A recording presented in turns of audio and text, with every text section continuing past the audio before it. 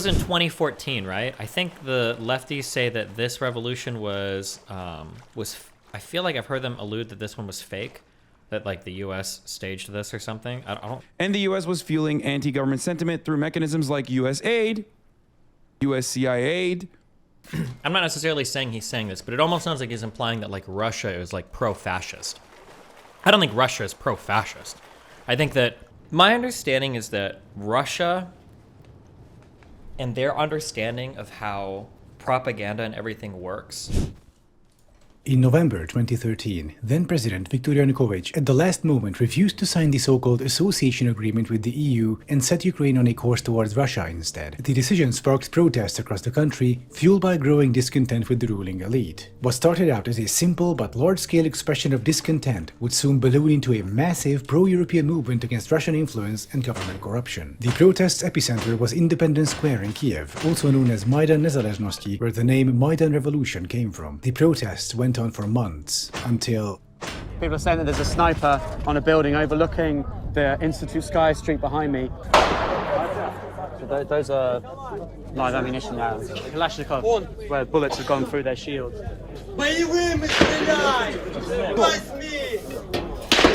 We're not exactly sure which building the sniper is in, but so any of us here could get hit. We're here in front of Hotel Ukraina that overlooks Independence Square. When clashes began, it started being used as a triage centre for the wounded. Apparently inside there are a number of dead bodies, and mostly from gunshot wounds. They're not showing dead bodies, right? On the 19th of February 2014, police opened fire on protesters with live ammunition, killing dozens. How did we get here? How does a European country in the 21st century go from pro-European protests to police opening fire? The answer can be found in Ukraine's recent political history. In 2004, Viktor Yanukovych won the presidential election against his pro-European opponent, Viktor Yushchenko. The election was considered massively fraudulent both domestically and internationally, having been rife with voter intimidation, voter suppression, and massive corruption. This resulted in the so-called Orange Revolution, a peaceful protest movement that was successful in the end, having achieved an election rerun. There, Yushchenko beat Yanukovych by an 8% margin and became president of Ukraine. In the next election, however, in 2010, Yanukovych made a comeback by a thin margin, after which he imprisoned his main pro-Western opponent, Yulia Tymoshenko. The trial was of course a complete farce. Tymoshenko was a political prisoner. But the election once again exposed the massive divide inside Ukraine between pro-Western and pro-Russian regions. The pro-Western heartland being the areas around Lviv, while the pro-Russian the areas around Donetsk. The reason for the Party of Regions' popularity was in large part them favoring devolution of power to the regions and more autonomy for minorities, linguistic or ethnic. Now the areas in the south and east are mostly Russian-speaking and are closer to Russia culturally. There is of course nothing wrong with wanting to give minorities more autonomy. The problems start when the Russian government uses these minorities first as a Trojan horse and then a battering ram in service of their geopolitical interests. And make no mistake, Russia was not going to let Ukraine move towards the west. They were to remain firmly in Russian orbit, and Yanukovych was the guarantee for that. But alas, there was a small problem. Most people supported European integration over moving towards Russia. In the minds of many Ukrainians, Russia represented oppression, poverty, corruption, and the occasional genocide. And thus, during the protests, statues of Lenin became targets as the perceived symbols of the Russian world, just like the King George statues during the American War for Independence. But the will of the people never stopped a Russian or pro-Russian government from doing what they want anyway, and so Yanukovych held fast despite growing discontent. And his tactics to quell the protests were rather colorful. At one point, his prime minister started fear-mongering about how the EU association agreement would mean that Ukraine has to legalize same-sex marriage, which, you know, okay. Otherwise, a choice method of intimidation was the use of so-called titushki. These were violent thugs in civilian clothing paid by the government to do their dirty work. They blend into protests to instigate violence, beat up protesters, and occasionally murder journalists. But this, and the increasingly brutal police actions, did little to calm the protests. In fact, as pressure from the government mounted, people held together even more firmly. It was amazing to see how these events galvanized Ukrainian society. Previously, there was barely any national unity or cohesion, only people commiserating on the ruins of the Soviet Empire. But through the protests, Ukrainians had shown unprecedented willingness to cooperate and self-organize. It was this bittersweet moment when they had to make a stand against their own government that was only getting more violent as time went on. With the fate of the protesters uncertain and Kiev abuzz with numerous reports of activists being abducted, we headed to meet Euromaidan SOS. So we have started this initiative on the 30th of November. We want to help with the legal aid, but unfortunately we started to do almost everything. Your purpose is to help any who might be Yes. any legal trouble, or if they've been injured, or if they go missing. Yes. This is our workshop Making shields and some ammo. And what did you do before the revolution? My job, I am the organizer of some events. The protesters' energy, however, was not infinite. By the 19th of February 2014, as the events dragged on for the third month, the protests briefly ran out of steam. People were exhausted and supplies were depleted. Of course, the government was aware of this. And so on the same day, they were about to launch their final assault on the Maidan. They had to move fast. More protesters were on their way to Kiev and risked giving the movement new momentum. Here's how one of the protesters described the moments before the government ambush. At about 5 o'clock in the morning, the situation was getting desperate. Our lines had been pushed back. The barricades on Prodislaya Street and on Kreshchatyk were left unmanned. The others kept asking what we should do when the Berkut launches the offensive. We agreed that we would keep fighting. Yes, wives, children and parents are waiting for us all at home, a man of about 60 sighed. But since we're here, we have to hold out till the end, come what may. There is nothing worse than waiting for danger to come and knowing you're helpless against it. The others started calling their relatives. I won't be able to talk for long, my fellow countryman said on the phone. I'm alright. Don't tell Masha I called. But if you can't reach me in a few hours, tell my wife I love her very much. I took out my phone too. My wife and 3 sons were waiting for me at home. I wanted to call them and tell them something, but there was a lump in my throat. It's starting, our friend Vasya shouted suddenly. They're coming. Looks like Titushki. Turning around, I saw 100 people approaching with shields and bats. On our side, there were no more than 20 of us left. The men walked briskly and confidently. I was about to start flinging stones at them, when for some reason, the strangers stopped about 15 meters away from us. They are with us, I heard Vasya shout. Brothers, one of them said. We're sorry we took so long. They were the Lviv 100. They told us how the police tried to stop them from reaching Kiev. They were stopped several times on the Zhytomyr highway, but they were able to break through the police lines and continue on. The appearance of the group that later came to be known as the Lviv 100 was one of those right place at the right time type situations. With their help, the remaining protesters managed to man the barricades in adequate numbers. However, little did they know that the government had at this point decided to change strategy, evident from the strange, loud bangs that could be heard shortly after. Because of the smoke, I couldn't see what was happening. Suddenly, a man fell down at my feet. I had already seen him somewhere before. Must have lost consciousness, I thought. And as I was about to give him a slap to wake him, I saw a hole in his temple. Blood seeped from the wound. The guy was shot. A second later, another one fell nearby. One of the Lviv 100, shot dead. Dragging further casualties into the hotel lobby, I could barely comprehend what was happening. Everything was like a nightmare. I will forever remember a tall, black-haired man of about 60 entering the hotel. I saw him among the Lviv 100, together with a guy very similar to him. They were father and son. They fought, as they say, shoulder to shoulder. But this time, the man came alone. One by one, he began to lift the sheets that covered the dead. Seeing the face of one of them, he stopped. He knelt down and took off his helmet, hands trembling. The doctors tried to pull him aside, but the man wouldn't budge. He just found the body of his son.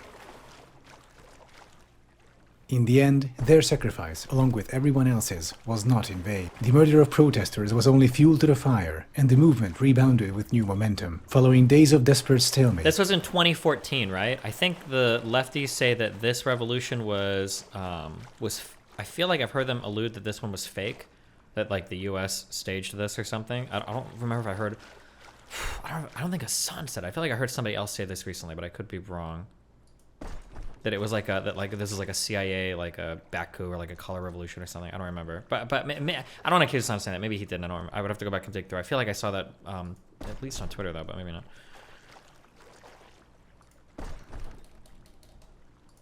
Viktor Yanukovych fled the country, assisted by Russian Spetsnaz. The revolutionaries won. The Party of Regions disbanded. A caretaker government was installed, and a new presidential election was scheduled for the 25th of May. With the president gone, people found his villa deserted and unguarded. Word spread like wildfire, and soon enough, massive crowds started showing up to behold the insane luxury and lavishness of Viktor Yanukovych's now former lifestyle.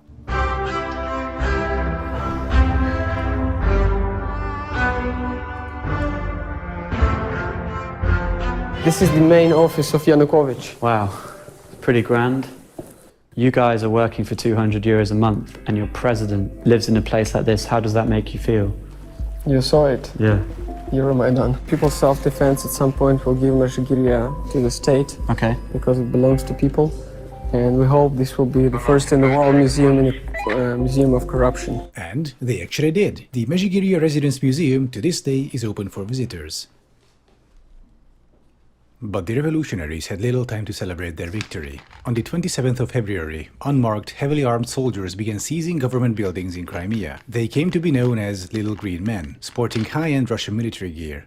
On the 1st of March, Putin requested and received official approval from himself, basically, to deploy Russian troops to Ukraine. That was, of course, a formality, since Hasan, at that point shut Crimea the was fuck up. effectively under complete Russian control. 2 weeks later, a referendum was organized where people could decide whether Crimea should become part of Russia. The two choices were yes and yes.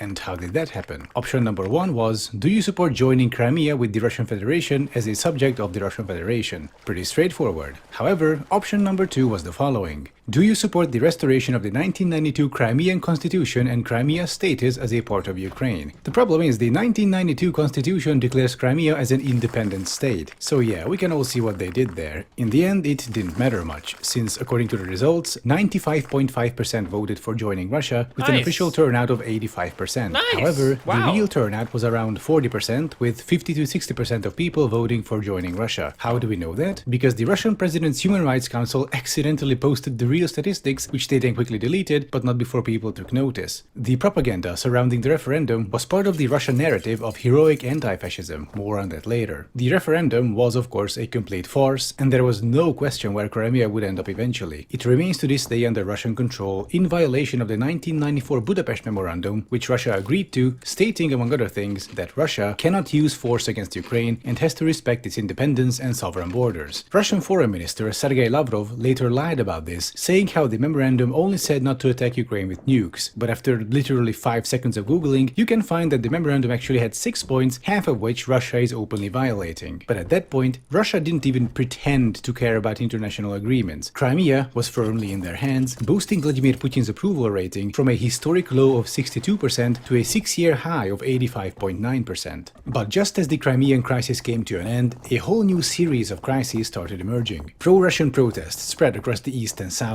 the largest ones in Donetsk and Luhansk. Their locations mostly corresponded to areas where Yanukovych's now former party had the most support. Pro-Ukrainian counter-protests followed, usually outnumbering the former. The epicenters of the pro-Russian movements were Kharkiv, Odessa, Donetsk and Luhansk. Their actions had varying degrees of success. In Kharkiv, protesters stormed the city theater first, after mistaking it for City Hall. Afterwards, they occupied the regional state administration building and proclaimed the Kharkiv People's Republic. Later that day, Ukrainian special forces kicked them out of the building, which marked the end of the republic and also the local protests. In Odessa, pro-Russian protesters didn't actually want to become part of Russia, rather an autonomous region within Ukraine. Clashes between pro-Russians and Chaz. pro-Ukrainians culminated at the trade union's house, where the latter group encircled the former. Outnumbered, the pro-Russians fled inside the building and started throwing rocks and Molotov cocktails from the roof. The pro-Ukrainian protesters responded similarly with Molotov cocktails. Long story short, the building caught fire, killing 43. That was more or less the end of the pro-Russian protests in the region. Donetsk and Luhansk were a different story, however. There, the Russian influence was the strongest, and locals had legitimate grievances against the previous Ukrainian governments. These are mostly underinvestment, funneling money out of the region, and so on. Protesters and later armed insurgents occupied most government buildings in Donetsk and Luhansk, quickly spreading west. To contain them, on the 9th of April 2014, the so-called anti-terrorist operation was launched by the Ukrainian government. However, two major factors played against them. First off, the Ukrainian army was in complete shambles. At the start of the conflict, they had around 3,000 deployable troops with obsolete, often non-existent gear. They had to be propped up by volunteers, donations, and foreign aid. The second problem was the locals, who were in the east in many cases staunchly pro-Russian. There were many cases of them Hold on. Wait, did Hasan actually say this? The U.S. helped overthrow Ukraine's elected president. During the tug-of-war between U.S. and Russia, the Americans were engaged in a destabilization campaign against the Yanukovych government.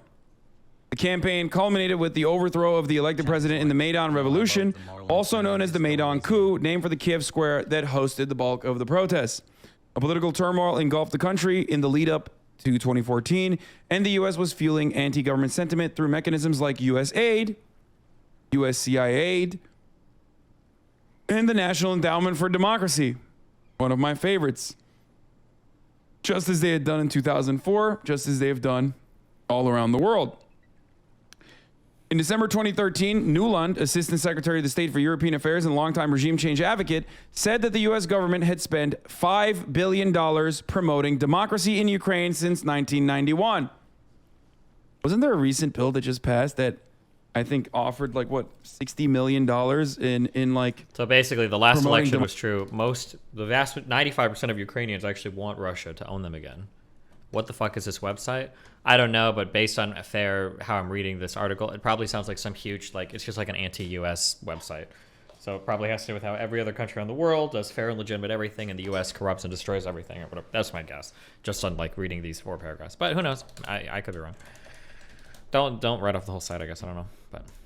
simply blocking the Ukrainian army and forcing them to surrender their weapons and equipment. With low morale and uncertain allegiances, many units complied. Other units, often composed of motivated volunteers, were actually pushing back against the pro-Russian insurgents. This included far-right ultra-nationalist militias as well, to nobody's surprise. At this point, fighting was concentrated around government buildings inside cities. As the skirmishes continued, a referendum was held on the 11th of May in the separatist-controlled territories, similar to the one in Crimea. If official results are to be believed, 89% voted for seceding from Ukraine. As a relevant side note, at that point, the separatists were led by Igor Girkin, a Russian veteran and former FSB officer, who, a day after the referendum, declared himself supreme commander of the Donetsk People's Republic. He called for the destruction of all Ukrainian military units in the area and requested Russian military intervention against the quote-unquote impending NATO invasion and genocide. Now, earlier I've mentioned the Russian narrative of separatists being heroic anti-fascist warriors. This idea is a cornerstone of Russian propaganda, painting the Ukrainian government as basically Nazis, thus establishing some half-baked parallel with Soviet troops fighting actual Nazis during World War II. Over here in reality though, things are a bit different. Of course, pro-Ukrainian far-right elements were also present during the revolution, such as the right sector. However, at no point were they in control of the country, and they remain on the fringes to this day. On top of that, Ukraine's current president... I am back. Vladimir Zelensky, who won a landslide victory in 2019, is a Russian native speaker and Jewish, so it's not exactly the Fourth Reich over there. To the Russians worried about the Ukrainian Nazis, I can tell the same thing I would tell Americans worried about Islamists. If you don't want to risk extremists gaining power and prominence, don't invade their countries. That tends to galvanize them. But how does this Russia, the brave anti-fascist warrior narrative hold up to scrutiny? Oh boy. Here's Putin in 2018 in Austria, dropping by the wedding of the far-right FPÖ party's foreign minister, Karin Kneißl. This whole event was just bizarre, to say the least.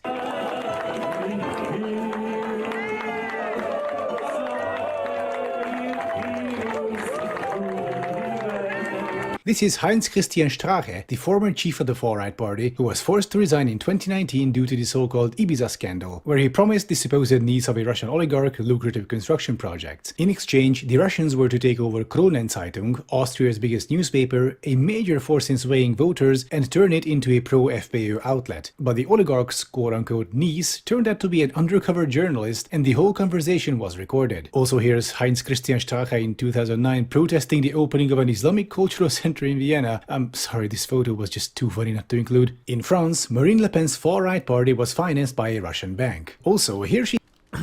I'm sorry. I have to pause for a moment. Did I see a gym question in chat?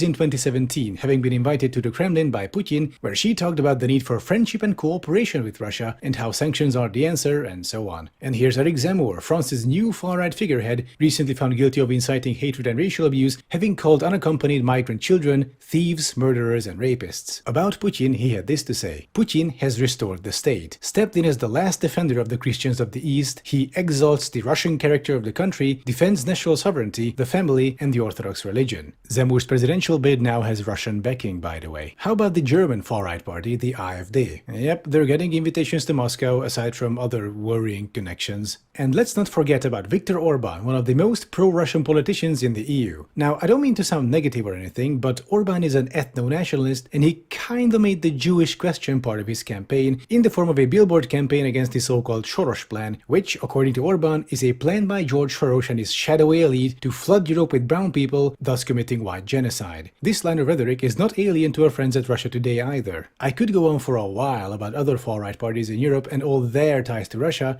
but then this video would be 12 hours long. But you get the point. Why does heroic anti-fascist Russia seem to have such bizarre connections to virtually every European far-right movement? It's almost like this modern Russian anti-fascism is complete bullshit.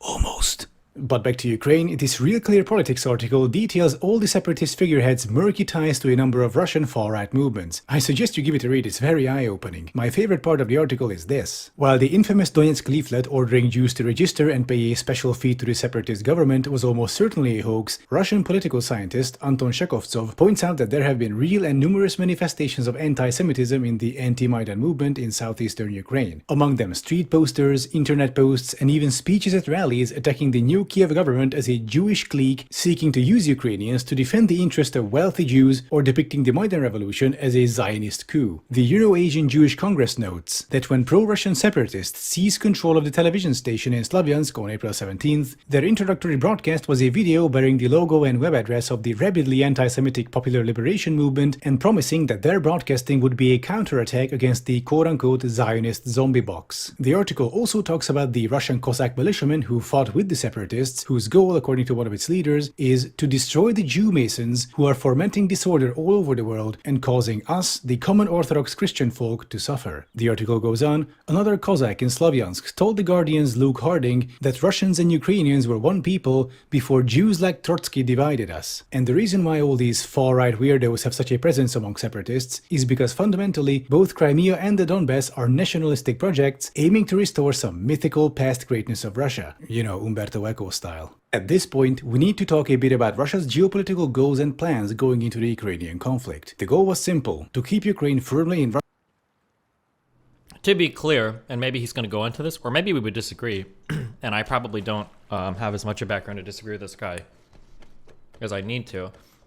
I'm not necessarily saying he's saying this, but it almost sounds like he's implying that like Russia is like pro-fascist. I don't think Russia is pro-fascist.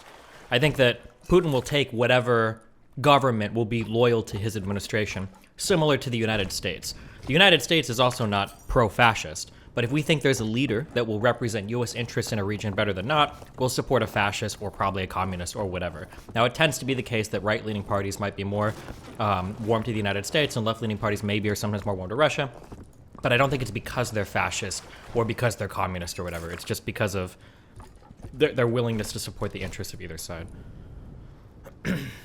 Russian orbit is a geopolitically important buffer state. Plan A was to keep Yanukovych in power, thus cementing Russian influence for good. That of course didn't work, the protests were much more intense than anyone had expected. Plan B was to fuel the pro-Russian protest movements after Maidan, let the country collapse into chaos, and then simply take over. But that didn't work either because of what the Maidan produced, which Putin would never have expected, the revival of a Ukrainian national identity that held most of the country together. Plan C was then to escalate the conflict into an armed insurgency and take over the Russian-speaking east and south of the country, i.e. the Novorossiya project. And we'll find out how that worked out. In the first days and weeks of the war, fighting was concentrated inside cities in the Donetsk and Luhansk regions. On the 9th of May 2014, a group of armed separatists tried capturing the Mariupol police department. Police resisted, but were eventually overwhelmed by superior firepower, leaving 6 of them dead. The police station was burned down in the end. The separatists managed to get a shaky hold on the city for about a month.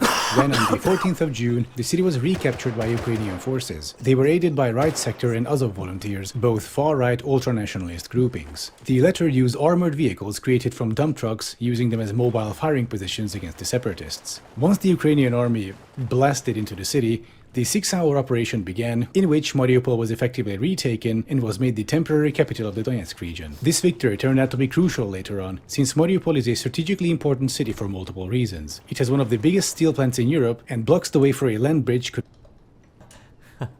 connecting Russia with Crimea. As the conflict dragged on, the Ukrainian army slowly reorganized itself into an at least workable military, which started showing results. The biggest factor here was the Ukrainian Air Force, which managed to inflict heavy losses on the separatists, who were at this point a bunch of loosely organized armed groups with no air defense. The separatist-held areas were shrinking rapidly. It really looked like it's just a matter of time until the insurgency was over. Seeing this, Russia decided to supply the separatists with some heavy anti-air weapons to counter the Ukrainian Air Force. But then, something happened. On the 17th of July 2014, separatists succeeded in shooting down a plane above Donbass using a SAM missile launcher. Do we remember Igor Girkin from earlier? Former FSB, Supreme Commander. Right after the plane went down, he made a post on Vkontakte, that's Russian Facebook, gloating about it. His post reads approximately as follows. We've just shot down an AN-26 in the Torres area. It fell somewhere around the Progress mine. We've warned them already. Do not fly in our skies. Here's video proof of the bird's descent. The bird crashed past the mine's dump and didn't damage residential areas. No civilians were hurt. There is information about a second downed plane, most likely Sukhoi. So that's pretty straightforward. Separatists managed to shoot down a military plane, and now their leader is on social media gloating about it.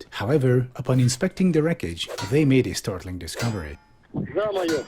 Значит, самолет рассыпался в воздухе в районе шахты Петропавловской. There is the first 200th dead? Была женщина. Да, гражданский. Да, Саш. Ну что у вас там? Короче, блин, стопудово гражданский борт. It was a civilian plane. Понятно. Rip. А этот, как и, народу много там? Это пиздец. В обломки прямо во дворы падали тут. Вот так вот. Борт какой? Да я еще пока не разобрался, потому что я не был возле основной части. Я только вот смотрю там, где начали первые тела падать. Там остатки внутренних кронштейнов, кресла, тела. Понятно. Вот так Из вот. вооружения есть что-нибудь? И вообще ничего. Гражданские вещи, медицинские ошметки, блин, там полотенце такое, туалетная бумага. Документы есть? Да, индонезийского студента есть из университета Томпсона, блин. По самолету, сбитым в районе Снежного Тереза. Ну? Это оказался пассажирский. Упал в районе Грабова. Там море трупов, женщины, дети. Сейчас казаки там смотрят это все дело. По телевизору передают вроде бы как этот Ан-26 украинский транспортник. Но, говорят, написано на нем малазийские авиалинии. И что он делал на территории Украины? Ну, значит, завозили шпионов, не знаю. Понял. Не Так будет так, точно. блядь, сейчас война идет, блядь. On the 17th of July 2014, Malaysia Airlines MH17, flying from Amsterdam to Kuala Lumpur with 293 people on board, was shot down over the Donbass. There were no survivors. All non-Russian investigations came to the same conclusion. The plane was shot down by separatists by mistake using a Buk missile launcher belonging to the 53rd Air Defense Brigade of the Russian Army from near the city of Kursk. Bellingcat did a great investigation on this using open sources, where they reconstructed the Buk's route based on photos and geolocation, including it being smuggled back to Russia on a trailer on the 18th of July. I highly recommend you read through the report, it's very interesting. Link in the description. To reiterate, separatists shot down a civilian plane over the Donbass with a Russian anti-air system, killing almost 300 civilians. And then both Russia and the separatists admitted their fault. And by that I mean they deny everything to this day, despite having been proven wrong beyond a shadow of a doubt. Okay, we need to talk about the Russian response to the downing of MH17 because, Jesus Christ, let's just get into this. Let's consider this article together. Russian TV airs clearly fake image to claim Ukraine shot down MH17 by BuzzFeed News. On Friday, Russia's Channel 1 published what it said were satellite photos proving that a Ukrainian government fighter jet shot down Malaysia Airlines Flight 17 in July. Host Mikhail Leontyev, who is also a vice president of the state oil giant Rosneft, said that the pictures were sent to the Russian Union of Engineers by an MIT graduate named George Bild. Leontyev quoted an email from Bild in which he said that the plane, quote, was shot down with a classic jet fighter attack from the rear semisphere, end of quote. According to Russian propaganda at the time, MH17 was shot down by a Ukrainian Su-25. The article goes on, Russian bloggers, however, quickly took the claim to pieces. Photographer Rustem Adagamov found that part of the image came from the Google Images cache, dating back to August 2012. Journalist Sergei Parkomenko found several other pictures taken from Yandex.Maps, a Russian site. Also the fighter plane on the photo published by the Russians. I don't know if this is true or not. Take everything I say with a grain of salt. My understanding is that Russia and their understanding of how propaganda and everything works is unbelievably sophisticated. So when we look at these types of things and we're like, this came from Google Images and oh my God, it's so fake, I think that we tend to view it as like a major own, like, wow, their credibility is destroyed. But I think that the understanding of how like the media narrative works, I don't think that matters. I think that Russia just wants to get one story out, people read it, they move on, they forget about it. And the whole debunking and everything that happens later, even though it might seem like that's really important, I don't actually think most of the people that look at these stories care. Okay, apparently he's about to explain this. Never mind, fuck me, sorry. I pre-watched this whole video. Doesn't look like a Su-25. It looks more like a Su-27 or MiG-29. Here it is. This is the Su-25. Looks nothing like the plane on the picture. Also, the Boeing in the picture turned out to bear a suspicious resemblance to the first Russian language Google Images result for Boeing View from Above. It had the Malaysia Airlines logo in the wrong place, which turned out to be the Boeing logo. The distance was wrong, the time was wrong, and the Russian Union of Engineers turned out to not add up either. Ivan Andreevsky, the quote-unquote expert quoted in the show, does not appear to have an engineering engineering education. A quick analysis of his PhD turned up obvious signs of plagiarism. And by the way, the Su-25 cannot even reach the altitude of passenger flights, its max altitude clocking in at about 7 kilometers. How did the Russians deal with this discrepancy? They doubled down on the claim, to the point where people from Moscow-based IP addresses edited the Su-25's maximum altitude on its Wikipedia page from 7 kilometers to 10. Now I went back and found the actual edit. It's still in the history. This is from Russian Wikipedia, by the way. I've translated the page in Chrome. According to sources, even the base model reaches 10,000 meters. This edit was made 3 days after the MH17 disaster. Right, so as we've discussed, this is a lie. And the sources linked there are either irrelevant or don't provide any data about past edits, so there's that. But wait, there's more. There was an update to the BuzzFeed article, which reads as follows. How could we check it? A Russian quote-unquote expert said when confronted with glaring mistakes in the image. It came to us from the internet.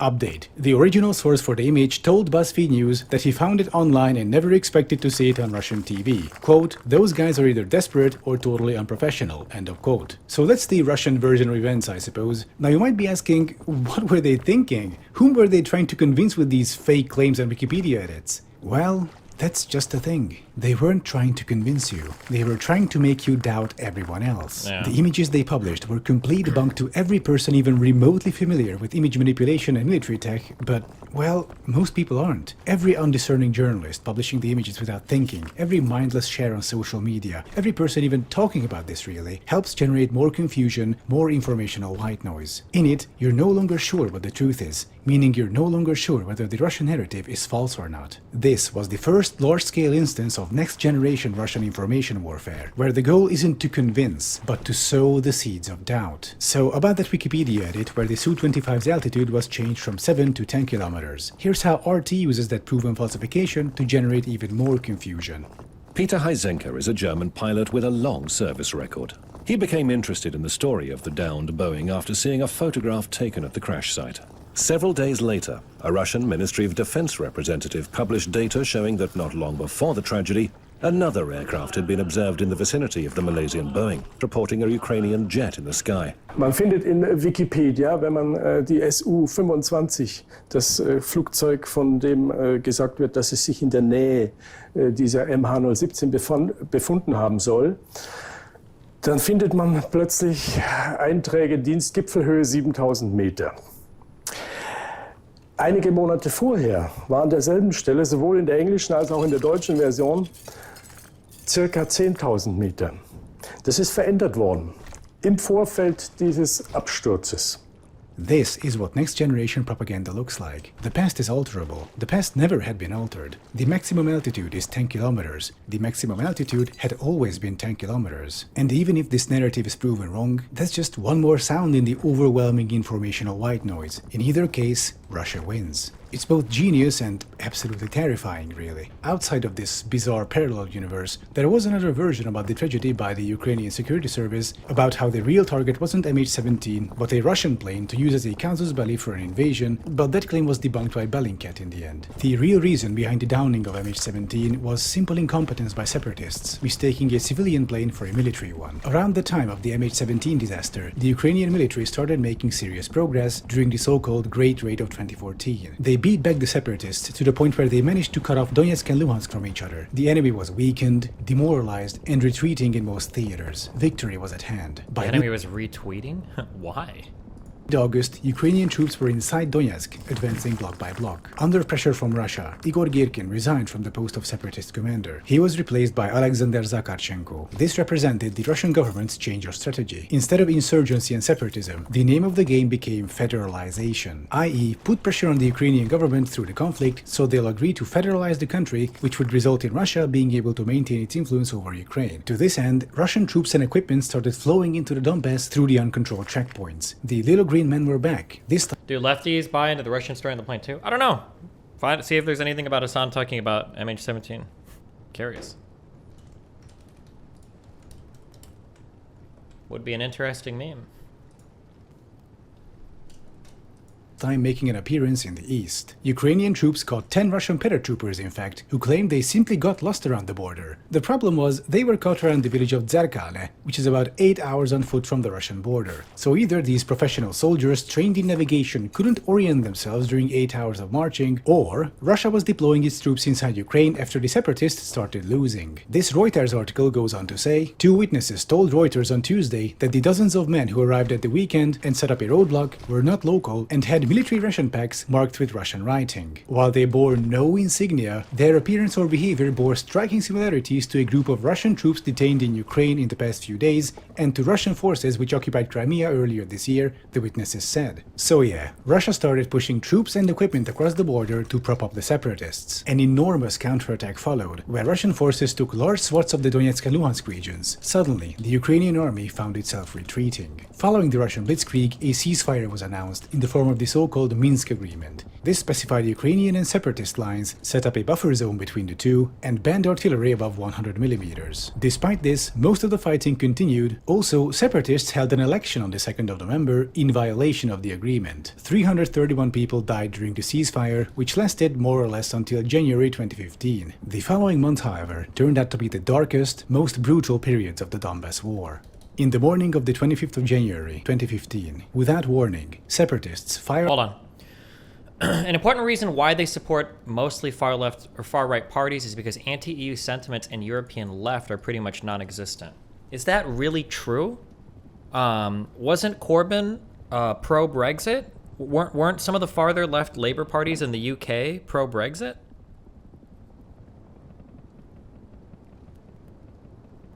He was super far left, yeah. I think that Corbyn wasn't pro-Brexit, but he was an EU skeptic. Well, okay.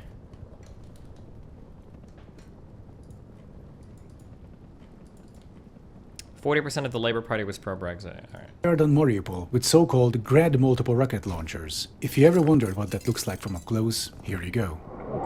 This isn't a video game.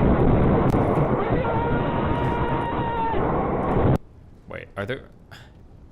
If it's in the YouTube video, it should be safe for stream, right?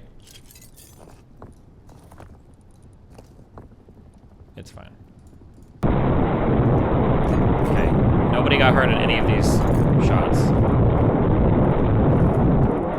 The bombardment of Mariupol left 27 dead, the rest were civilians, including 2 children. Okay, these people aren't dead either. Guys, fuck! Why are you guys telling me these videos are safe? I don't know if these people are alive or not. Hold on. Who? Give me names in chat. We're banning people. He's sleeping? Okay, these guys were sleeping on stream. Hold on. Rockets were fired directly at a residential area. But what is Grad exactly? I'll let our friends over at Russia Today demonstrate.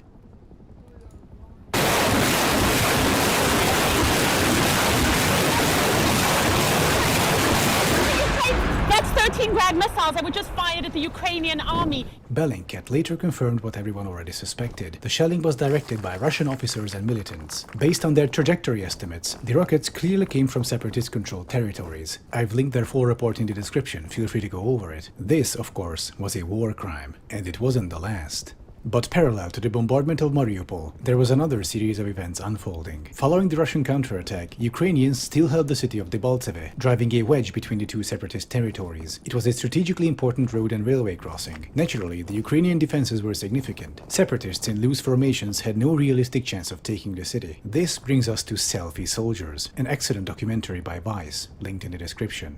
The battle for the strategic town of Debaltseve in eastern Ukraine last February was a crucial turning point in the war between Ukrainian government forces and armed groups backed by Russia. Reports started surfacing that it was regular Russian army units that made the victory possible. Journalists recorded footage showing soldiers of non-European appearance who could not have come from Ukraine, operating heavy equipment and even playing soccer near Debaltseve. Looking into the background of a fighter named Bato Dambayev, an ethnic Buryat from Siberia, whose unit on the Mongolian border was said to have been sent to fight in Debaltseve in eastern Ukraine. Picture of himself in his Russian army uniform. And here he is taking yet another selfie with a Russian flag patch on his arm. This was posted on the 20th of January. Говорит, узкоглазый. Люда, ну расскажи, як казак тут лазит. Да не казах он, ну, бурят. Ну, такой скопленый, не надо меня снимать. А россияне это те, которые с танками приехали. Я не знаю, какие, у нас вот напротив стояли россияне, все хорошие хлопцы. А как вы думаете, ДНР мог бы тут победить без их помощи, если бы они не приехали? Если бы россияне не приехали, мне кажется, нет. Нет, нет.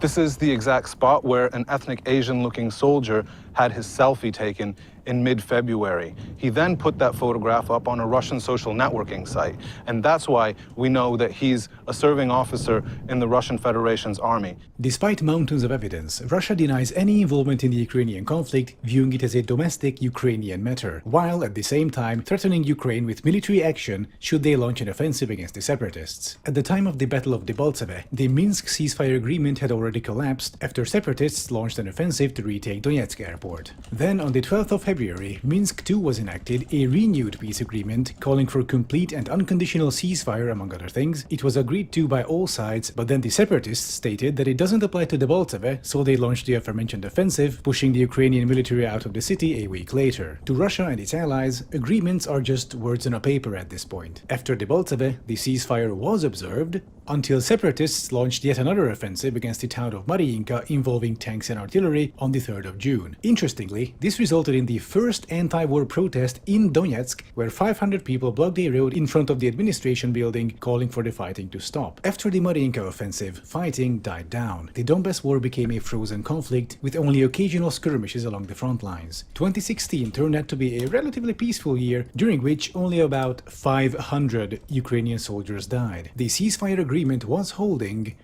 until separatists launched an offensive on the city of Avdiivka on the 29th of January 2017. Then, on the 18th of February, Russian Foreign Minister Sergei Lavrov announced a new ceasefire agreement. Funny how Russia is always at the negotiating table for this domestic Ukrainian conflict that Russia has nothing to do with. But this ceasefire agreement was kind of observed in the end. The fighting never stopped, but its intensity was much lower. In 2020, only 50 Ukrainian soldiers died in battle, and in 2021, only 25. That's a 50% reduction in combat deaths in a democratic country's military fighting against the proxies of its larger neighbor engaged in a war of territorial conquest in 2021 Europe. But even during the war, life didn't stop in the rest of the country. The 2014 election saw pro-Ukrainian parties win in a landslide. As for the Ukrainian far right, there were two such parties, Right Sector and Svoboda. The Right Sector won a single seat, while the Svoboda party lost 31 seats. Some people would count the Radical Party, the RPOL, as far right, but they're more libertarian-leaning tradcons with a slight center-left bent. A pro-Russian party also ran in the elections, the so-called Opposition Bloc, a merger of 6 anti-Maidan parties, including former Party of Regions MPs, winning 27 seats. One of their leading politicians in parliament was Viktor Medvedchuk, local oligarch, notable for his daughter's godfather being Vladimir Putin.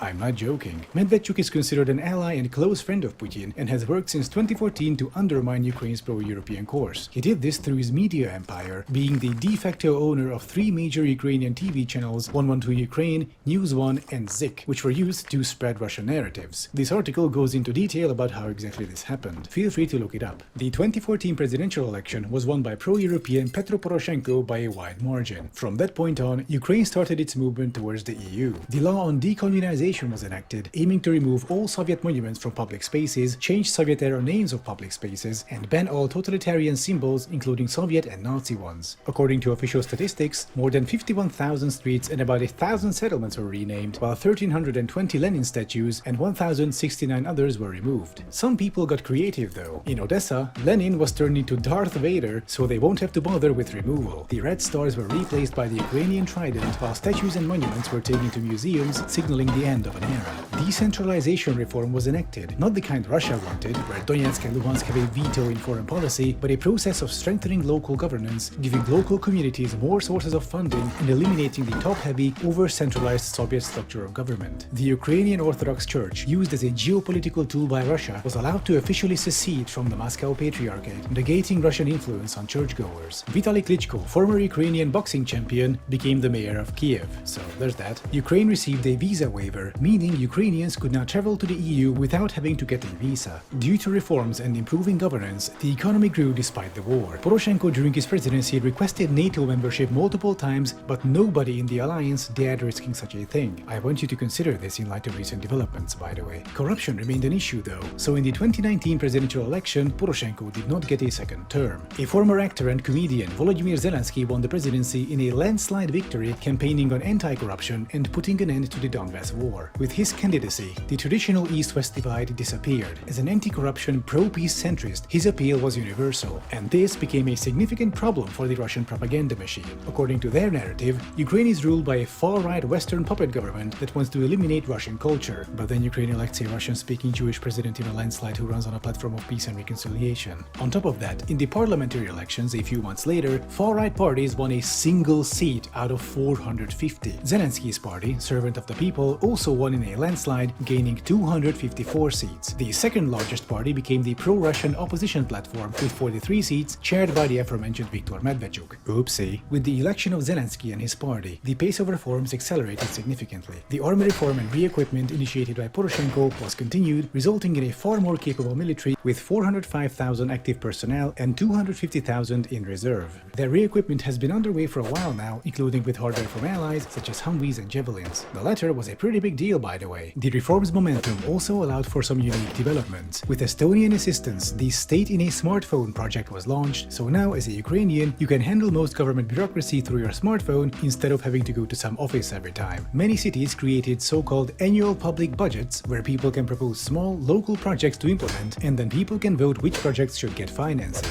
All in Holy all, shit, like in Ukraine is a country RuneScape. with huge potential. Much of their industry survives to this day, including rocketry, aviation, and military hardware. Moreover, 25% of all the black soil on the planet is located within the country, which is the most fertile type of soil that we know of. With land reform having been enacted in mid-2021, projections point to Ukraine becoming an agricultural superpower. It won't be that big of a leap though, since they are already among the largest exporters. Otherwise, the image of decaying buildings and broken roads under a grey sky is slowly fading away. The road sector went through a complete reform in 2019, so by 2021 they've managed to repair 5,098 kilometers of roads in 1 year. And looking at some of these before-after pictures, well, I understand their motivation. In part with European and American financial assistance, a program for energy modernization is underway both for public and private buildings. This is both for the environment and for being less dependent on Russian gas. New norms for urban planning have been adopted, replacing outdated Soviet standards. The first pedestrianization projects are underway in Kiev, while cities like Lviv are already ahead of the curve. The rail sector is next in line for reforms. You thought I won't find a way to talk about trains, huh? Because turns out Ukraine also has a large rolling stock manufacturing capacity. The first new domestically made passenger cars and diesel multiple units are already in passenger service, with more to come in the near future. The Kiev City Express project was launched, or I should say relaunched, which includes overhauling rolling stock and building new suburban rail lines. Also, following the crisis in Belarus, Stadler is now looking to move its factory to Ukraine. As you can see, things are mostly going in the right direction. Stuff is getting done, Ukrainian democracy, though very young, actually functions, there are working anti-corruption institutions, so all in all, there is a reason for hope.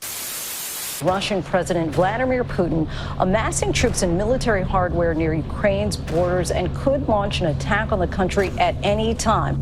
Russia has for weeks been massing troops and tanks along the Ukrainian border.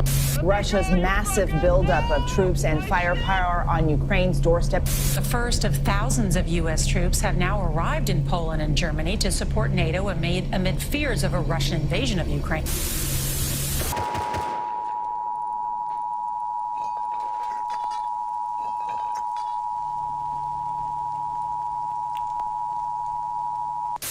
Rip, good luck.